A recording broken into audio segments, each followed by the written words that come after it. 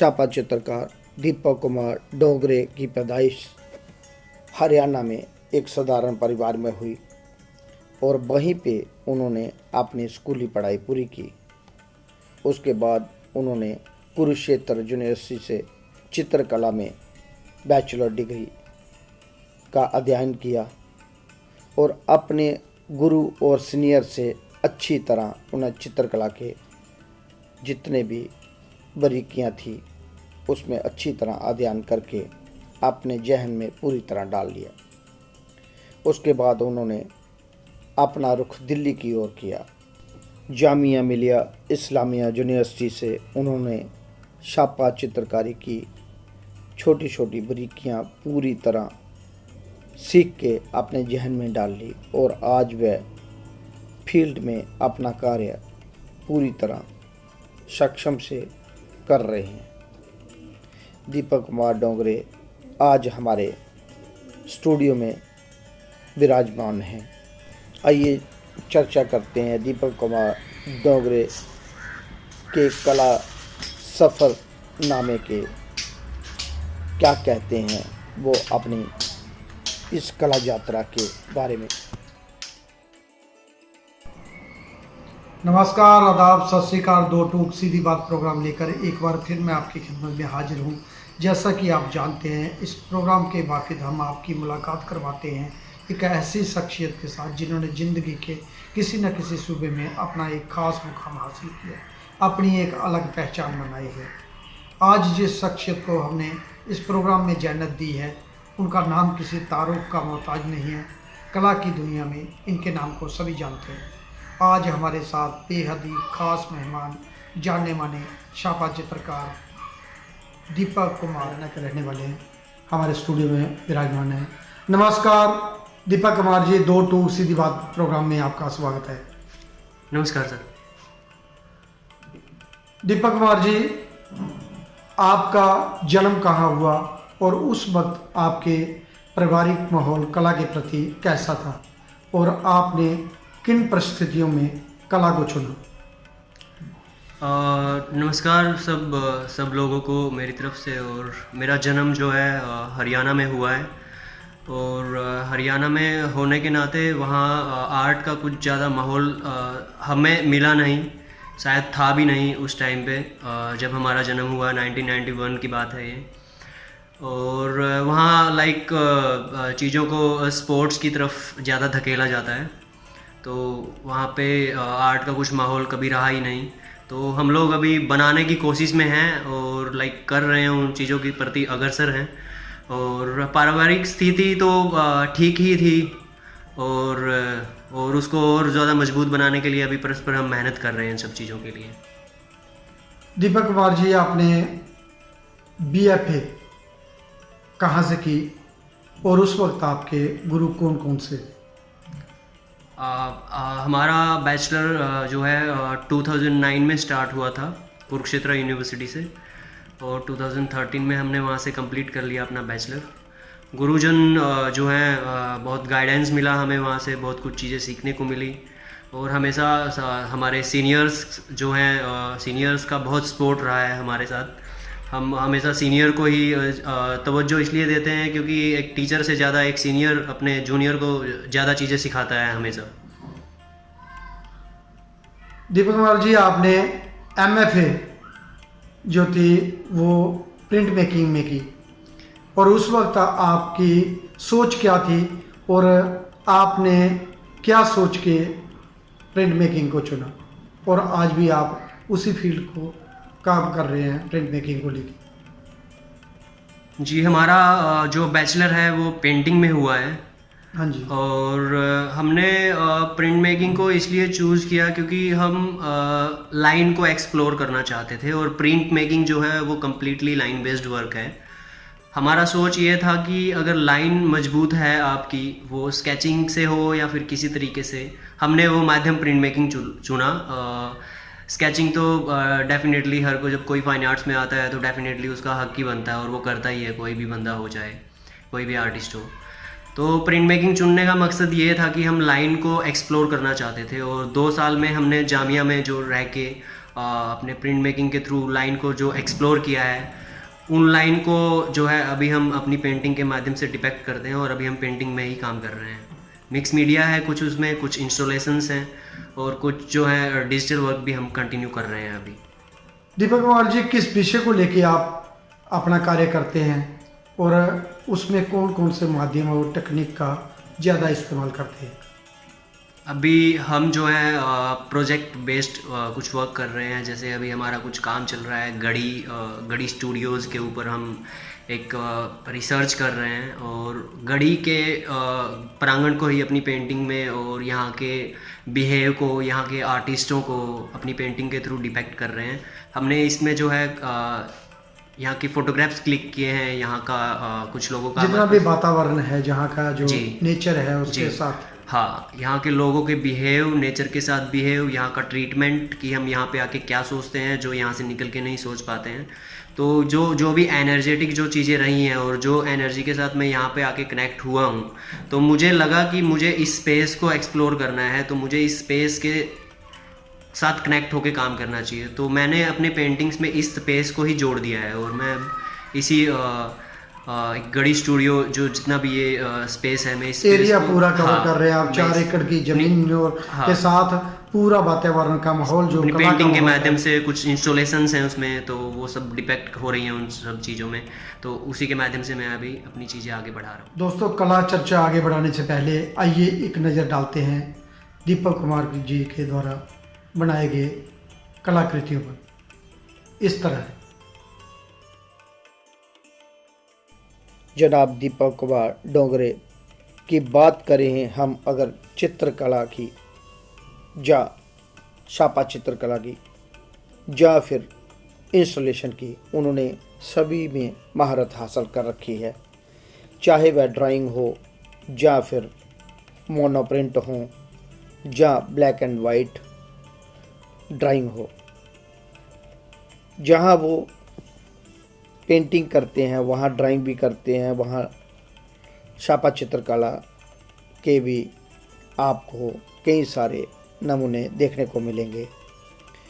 आज वह पूरी तरह सक्षम है अपने कार्य करने में और आज वह फील्ड में फ्रीलांस अपना कार्य कर रहे हैं। दीपक कुमार जी, कुछ अरसे आपने पहले Lalit Kala academy regional centre, इस सेंटर में गढ़ी में भी आपने काम किया। उस वक्त कैसा माहौल था और क्या क्या कमियां दिखी आपको जिसमें हम सुधार कर सकें, या क्या क्या और कुछ होना चाहिए जिससे बेटर बन सके ये रीजनल सेंटर? सिर्फ यही नहीं, बाकी रीजनल सेंटर की भी हम सभी की बात करेंगे जिससे बेटर अच्छा माहौल कलाकारों को प्रदान हो सके।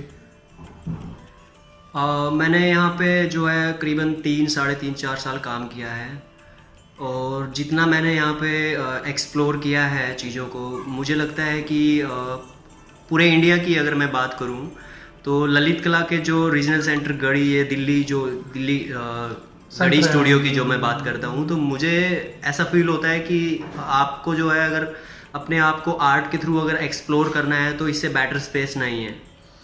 और ये स्पेस जो है, यहाँ पे बहुत सारे आर्ट टॉक होते थे पहले, बहुत सारे इंटरव्यूज़ भी होते थे और सीनियर आर्टिस्टों का एक प्रेजेंटेशन होता था। वीडियो जो है डॉक्यूमेंट्री मूवीज़ का भी फिल्में होती थी उस टाइम जो है। हाँ, उस टाइम जो है आर्ट का एक बहुत अच्छा माहौल था, लोग कनेक्ट हो रहे थे एक दूसरे के साथ। संडे आर्ट हट की वजह से भी बहुत सारी चीज़ें जो कृष्णा सेठी जी ने शुरू किया था, कृष्णा सेठी जी ने जो स्टार्ट किया था, वो चीज़ें बहुत, मुझे लगता है कि सिर्फ गढ़ी को ही नहीं, गढ़ी के आर्टिस्टों को गढ़ी जो है बनाने वाली जो चीज़ आती है ना, वो उन सब चीज़ों के इन्वॉल्वमेंट की वजह से गढ़ी बनता है। और उन सब चीज़ों के फिनिश होने के बाद मेरे ख्याल से 4-5 साल हो गए हैं, वो चीज़ें हो नहीं रही हैं, तो उस वजह से लोग यहाँ डिस्कनेक्ट हो गए हैं। तो वो चीज़ें वीडियो डॉक्यूमेंट्री मूवीज़ हैं और जो सीनियर आर्टिस्ट हैं उनका प्रेजेंटेशन होना चाहिए, डॉक्यूमेंट्री मूवी होनी चाहिए। संडे आर्ट हट भी अगर करते हैं मंथली एक टाइम पे या फिर दो मंथ में एक टाइम पे, तो मेरे ख्याल से आर्ट बायर के साथ बहुत सारे लोगों को एक कनेक्टिविटी भी मिलती है। और जिन लोगों के जो लाइक कमर्शियल नहीं कर पा रहे हैं, जो सिर्फ आर्ट में ही काम कर पा रहे हैं। मुझे लगता है कि संडे आर्ट हट उन लोगों के लिए एक होप का भी काम कर रहा था। और साथ के साथ जो है, जो सीनियर आर्टिस्टों का जो प्रेजेंटेशन होता था एक मूवीज़ के थ्रू या फिर उनके वर्क के थ्रू, जिस तरीके से वो लोग अपने वर्क को प्रेजेंट करते थे, जिसमें बहुत सारे आर्टिस्ट गढ़ी के होते थे लेकिन बाहर के भी बहुत सारे लोग सुनने के लिए आते थे उन सब चीज़ों को। तो वो एक सीनियर आर्टिस्ट का जो एक कनेक्शन रहता है ना, कि मैं किसी को नहीं, मुझे एक सीनियर आर्टिस्ट मुझे मालूम नहीं है नाम, बट उनका वहाँ पे प्रेजेंटेशन चल रहा है, मैं उस प्रेजेंटेशन के थ्रू उनके साथ कनेक्ट हो सकता हूँ। तो वो चीज़ें ब्रेक हुई हैं। मुझे लगता है वो सारी चीज़ें फिर से कंटिन्यू अगर होती हैं तो उसमें क्या है ना, आर्टिस्ट एक दूसरे के साथ बात करेंगे और बातें करने से ना मसले हल होते हैं। जो भी मसले हैं, जो भी चीज़ें हो रही हैं अभी, मुझे लगता है कि सब लोगों को बैठ के इस चीज़ के बारे में बात करना चाहिए और हल निकाल के फिर से गढ़ी को वैसे ही जैसे था हमारा अपना गढ़ी, हमें वैसे ही उस गढ़ी के लिए कंटिन्यू तत्पर होकर काम करना चाहिए और आगे बढ़ाना चाहिए। क्योंकि ये स्पेस सिर्फ किसी एक इंडिविजुअल आर्टिस्ट का नहीं है, ये स्पेस हमारा है, आपका है और ये अपना स्पेस है। तो मैं तो इसको अपना गढ़ी बोलता हूँ। इसके ये अलावा हमारा घर है, हम घर की तरह, Yes. एक परिवार की तरह रहते हैं। हाँ। और इसको बेटर से बेटर बनाने की कोशिश करते हैं। जी, अच्छा स्पेस है और इतना बड़ा स्पेस मुझे मैंने ये एशिया का हाँ, नंबर 1 विलेज है जो जी। शंकु चौधरी जी ने इसको बनाया था। और आज भी कई सीनियर कलाकार जहाँ कार्य कर रहे हैं। संकुदा का भी नाम आता है, तो लाइक संकुदा को भी कुछ कंट्रीब्यूशन हम सब आर्टिस्टों की तरफ से होना चाहिए। ये मंथली ईयरली तो हम कर ही सकते हैं ना, सारे लोग ईयरली हम करते हैं ना? उनका बर्थडे मनाते हैं। लेकिन अभी कोरोना की थोड़ा वजह से कुछ क्लोज हो गई हैं चीज़ें। मुझे लगता है कि एक ऐसा आदमी जिन्होंने जिनकी वजह से आज हम यहाँ पे बैठ के अपनी आर्ट को कंटिन्यू कर रहे हैं, तो उस इंसान को, उस एक कलाकार को अगर हम कंट्रीब्यूशन अपने लाइक थोड़ा सा टाइम दे सकते हैं, तो ये अब वो है नहीं तो हम खाली टाइम दे के उनको याद कर सकते हैं। तो ये हमारे आर्ट और हमारे आर्टिस्ट होने का जो एक भाव है ना, वो मुझे लगता है जिंदा रहेगा अगर हम उन सब चीज़ों को ध्यान में रखते हैं। तो दीपक कुमार जी, जैसे ललित कला अकेडमी है, साहित्य कला अकेडमी है, मॉडर्न आर्ट गैलरी है, जिस संस्थाएं पूरी आर्ट को प्रमोट करती हैं और पूरे वर्ल्ड को रिप्रेजेंट कर रही हैं हमारे इंडिया को लेके, इन्होंने कौन कौन सी और एक्टिविटियां करवानी चाहिए जिससे कला और कलाकारों को बेनिफिट मिल सके और इनमें ज़्यादा संस्थाओं में भी सुधार हो सके? इसमें आपके क्या विचार हैं? Lalit Kala Akademi, Sanskar Bharati, National Gallery of Modern Art, या फिर हम बात करें नेशनल म्यूजियम की, ये जितनी भी संस्थाएं हैं, मुझे लगता है कि आर्ट को प्रमोट करना तो एक बहुत अच्छी बात है जो बहुत पहले से कंटिन्यू होता ही आ रहा है। उसमें इजाफा होना चाहिए था, बट समय की चीज़ें जो हैं वो समय के अनुसार वो चीज़ें कम होती चली गई जो नहीं होनी चाहिए थी। क्योंकि ऐसा बोलते हैं कि आदमी का जब उम्र बढ़ता है ना, तो उसके साथ उसकी समझदारी भी बढ़ती चली जाती है। परंतु यहाँ पे चीज़ें जो हैं उम्र बढ़ने के साथ साथ उसकी समझदारी कम होती चली जा रही है, जो ठीक दिशा नहीं है इस आर्ट वर्ल्ड के लिए। और दूसरी चीज़ें ये हैं कि मुझे ऐसे लगता है, मुझे पर्सनली ऐसे फील होता है कि आर्टिस्ट को भी प्रमोट करना चाहिए। आर्ट तो प्रमोट हो ही रहा है ना, आर्टिस्ट को भी आर्ट के साथ प्रमोट करना चाहिए। ये उतना ही इम्पोर्टेंट है जितना आप उसकी आर्ट को प्रमोट कर रहे हैं। और अगर आप आर्ट को प्रमोट कर रहे हैं और आर्टिस्ट को प्रमोट नहीं कर रहे हैं, तो फिर इसमें दोनों में तो लाइक बहुत दिन रात का फ़र्क है। क्योंकि आर्ट के थ्रू आर्टिस्ट को जानते हैं लोग, बट आर्टिस्ट के थ्रू आर्ट को जाने, ये भी तो एक पर्सपेक्टिव हो सकता है ना कि ये आर्टिस्ट ऐसे है। बहुत बढ़िया बात कही आपने। दोनों पर्सपेक्टिव की तरफ, हाँ, यस। और एक्टिविटियां बढ़ानी चाहिए, एक्टिविटी बढ़ानी चाहिए। कैंप जो है वो लाइक होने चाहिए। कैंपों में लोग, आर्टिस्टों की संख्या बढ़ाओ, भले ही आप जो है अमाउंट कम करो या ज़्यादा करो, उससे कोई फ़र्क नहीं पड़ने वाला, बट लोगों को अपॉर्चुनिटीज़ दो।